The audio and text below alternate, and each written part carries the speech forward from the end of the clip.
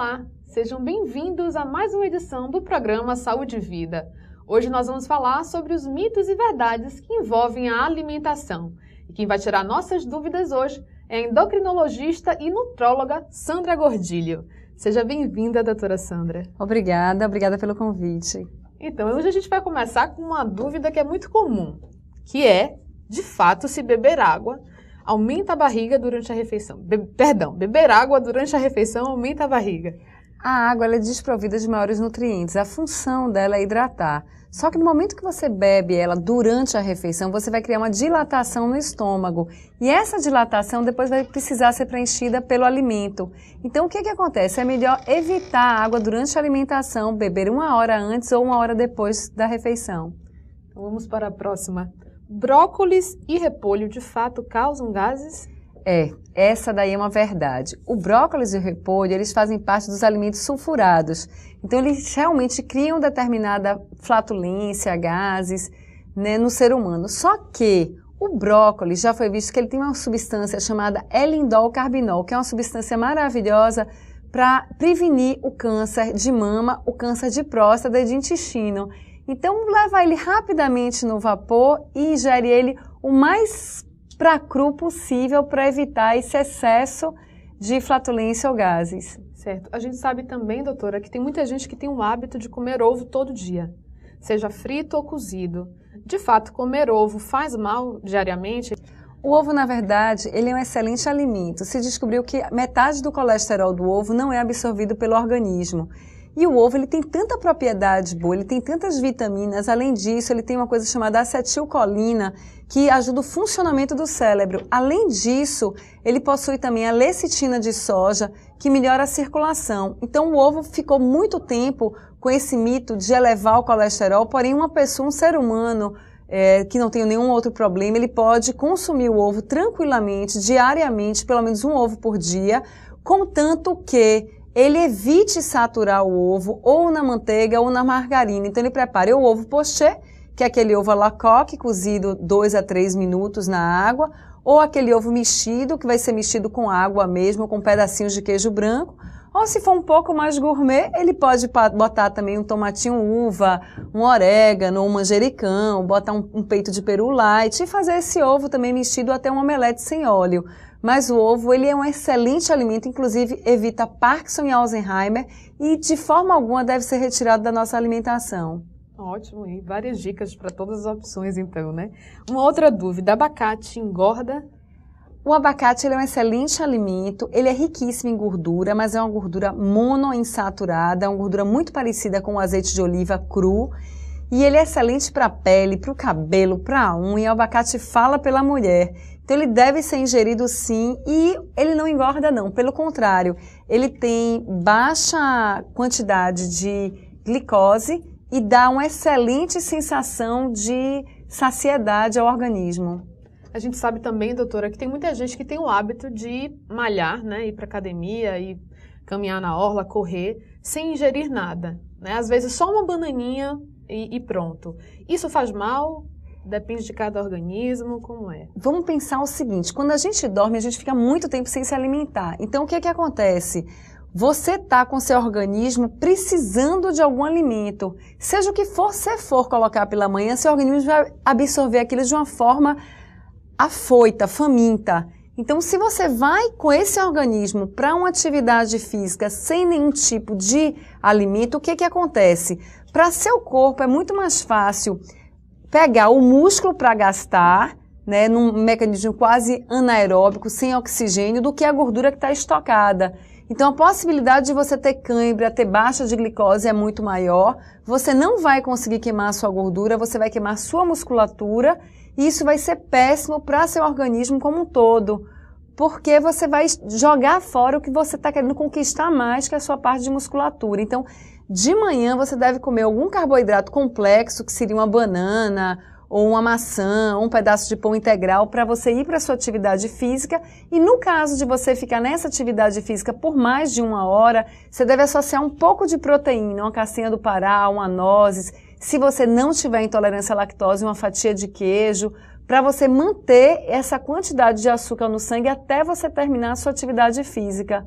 Uma outra opção seria você ingerir alguma água de coco durante o seu treino, que seria uma excelente opção, que é um açúcar simples, que é a frutose, que já entraria como energia para você prover sua atividade física. Ótimo.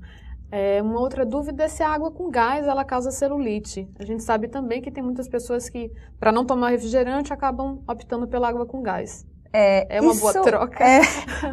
Depende em que nível você está, você vai fazer algumas opções melhores ou piores. Vamos entender primeiro a água com gás.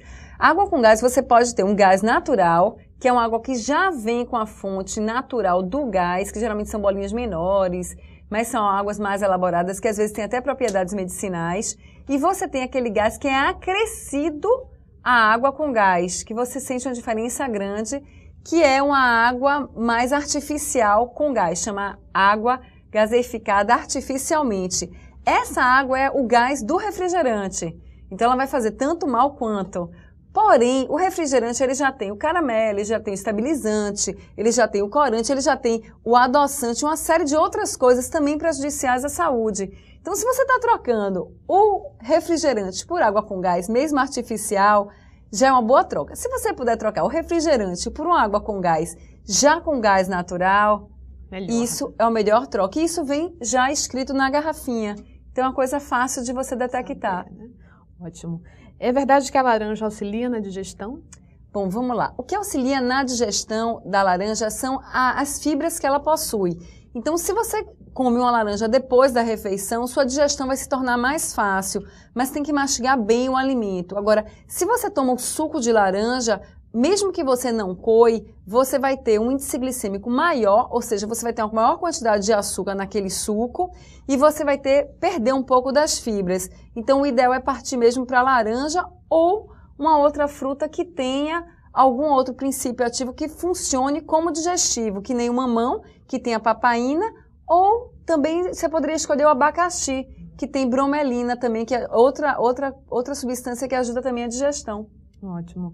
Margarina é mais saudável que manteiga? Esse é um paradoxo antigo, gente. Olha, a natureza só existe óleo vegetal líquido, que é o óleo de soja, o óleo de milho e outros óleos que a gente conhece, o azeite de oliva. Então, a margarina é um alimento altamente sintético, altamente industrializado e altamente artificial. Além disso, ela possui uma gordura trans, que é uma gordura altamente estabilizada e que ela é de difícil absorção, porque nosso corpo não reconhece como nosso essa gordura. E isso é acumulado dentro dos vasos, formando coágulos, prejudicando, podendo levar infarto, AVC, né, que é derrame. Então, para quem não tem intolerância à lactose nem possui o colesterol alto, ainda a manteiga em pequena quantidade diária, já que nossa necessidade de gordura é muito pouca ao dia, porque os alimentos eles já contêm gordura, ainda vai ser a melhor opção. Ótimo. Agora, tem muita gente também que bebe água em jejum para emagrecer. É mito ou verdade? Vamos lá, gente. Jejum é um momento especial da nossa vida, né? É quando você acorda o corpo. Se você reparar, a urina é um pouco mais concentrada. Então, se você bebe um copo de água, você está limpando um pouco os órgãos, você está dando uma trégua ao seu organismo que vai ter que começar a digerir, vai ter que começar a trabalhar. Então, beber água de manhã não emagrece, mas dá realmente uma depurada no organismo. Melhor do que a água é se você usar um sumo verde de manhã para dar uma nutrida no organismo, né? Segundo o Mayo Hospital, né, foi um hospital que eu tive a oportunidade de ficar em dezembro, eles utilizam sempre em jejum o que você mais precisa. Então, se você está com anemia, fazer um sumo de cenoura, beterraba, laranja, couve. Se você tem problema de retenção hídrica, fazer um sumo de salsa parrilha com pepino, com maçã verde, com abacaxi. Então, você utilizar aquilo que seu corpo está mais necessitando naquele momento e de uma forma de sumo para não dar trabalho a seu estômago. Então, como você está muito afoito pelo alimento, você está faminto, você vai ter uma absorção daquilo perfeita. Certo. O tomate seco, ele é tão saudável quanto o tomate in natura? Essa pergunta é bem inteligente. O tomate in natura, ele é bem mais saudável. Ele possui licopeno, que é uma substância que pode ajudar a evitar o câncer, principalmente de próstata, né, nos homens, isso é bem importante. Porém, o tomate seco, ele é uma coisa que é preparada com bastante açúcar e sal. Então, tem que ter cuidado com aqueles pacientes que são hipertensos e aqueles pacientes que são diabéticos. Então, mais saudável vai ser sempre o alimento in natura. Foi bom você ter falado sobre o licopeno, porque há alguns anos já os estudos vêm mostrando que o licopeno é excelente para justamente prevenir o câncer. Eu queria que você citasse alguns outros alimentos que têm licopeno. Os alimentos com as cores vermelhas, a melancia tem licopeno. Interessante também saber que o tomate, ele cozido, a forma de aproveitamento do licopeno vai ser mais fácil de aproveitamento do que a forma crua. Então, geralmente a gente tem um melhor aproveitamento com os alimentos crus, mas o tomate, isso aí muda um pouco. Então, se você ingere um molho de tomate, vai ser melhor para você a nível de aproveitamento do licopeno, que também ele é um antirradical. Então, ele ajuda no anti-envelhecimento, ele é um alimento anti-envelhecimento, ele é muito rico em estabilidade dos radicais livres. Então, é bom para a mulher também. Certo. O brasileiro tem consumido muito mais ultimamente os alimentos orgânicos, né? Porque a gente sabe, inclusive, que são mais saudáveis.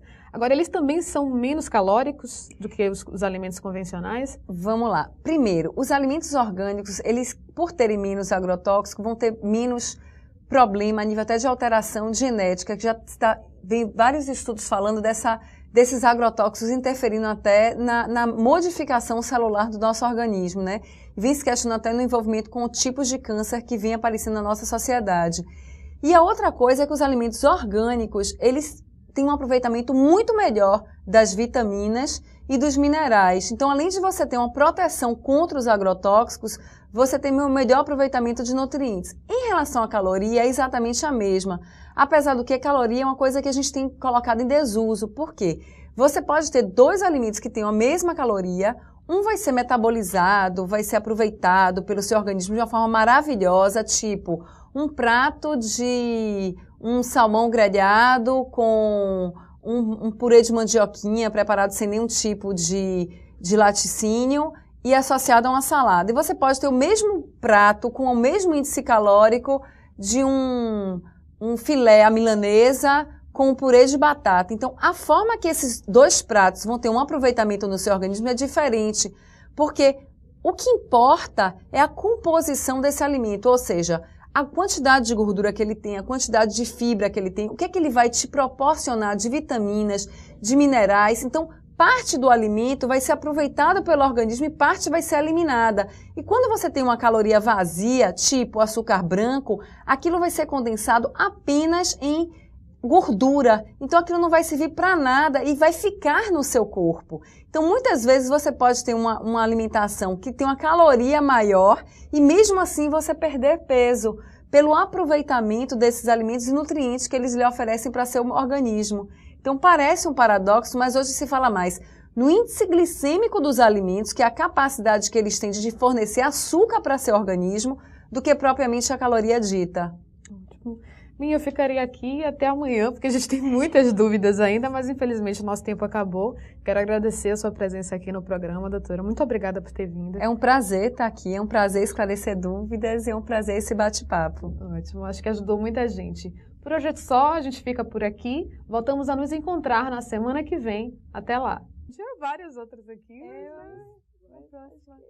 Deu para conversar muita coisa. E se você notar, as dúvidas são modificadas a todos os dias.